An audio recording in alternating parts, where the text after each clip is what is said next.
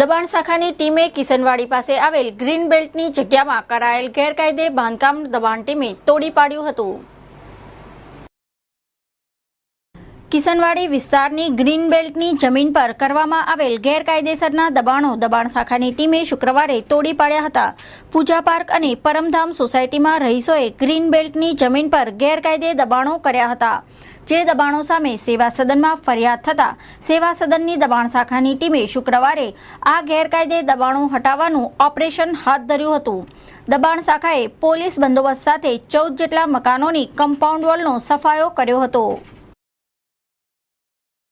વિરોધ મારો એ હતો કે 67-68ની બે નોટિસ આપવી જોઈએ, એ એક જ નોટિસ આપીને તોડ્યું છે। એના માટે મેં વિરોધ કર્યો કે મને આવી લાસ્ટ નોટિસ 68ની આપી હોત તો હું એ લોકોને જાતે તોડાવી નાખત, આ નુકસાન ના થાય। આ લોકો તોડવા પણ તૈયાર હતા।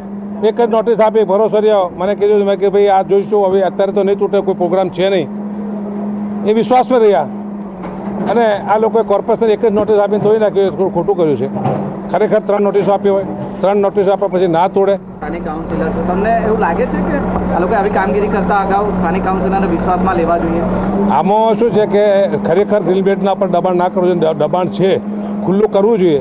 જે તે ટાઈમ પર ભૂલ કરીને દબાણ થઈ ગયા હોય પણ ખુલ્લો કરવા માટે એને આપણે જે આજે વડોદરા શહેરમાં 80% દબાણ છે। આવું એવું નથી કે ઘણા દરેક જગ્યાએ પર દબાણ છે, પણ આ લોકોને 3 નોટિસ આપીને વિશ્વાસમાં લઈ એને જાતે તોડી નાખત, આ ખોટી રીતે લોકો નુકસાન કરે। ત્યારે હાજર પણ નથી લોકો, કેટલાક મકાનો બંધ છે, લગ્નગાળો છે, લગ્ન છે આજે અને બંધ છે અને આ લોકોને નુકસાન થયું છે। એટલે હવે કામગીરી વિશ્વાસમાં લઈને કરવી જોઈએ માનો છો? જે તે સ્થાનિક કોર્પોરેટરને વિશ્વાસમાં લઈને કર્યો તો આ સ્થાનિક માણસોને નુકસાન ન થાય। સ્થાનિક કોર્પોરેટર એને સમજાવીને કામગીરી તો એને જાતે તોડાવી નાખે।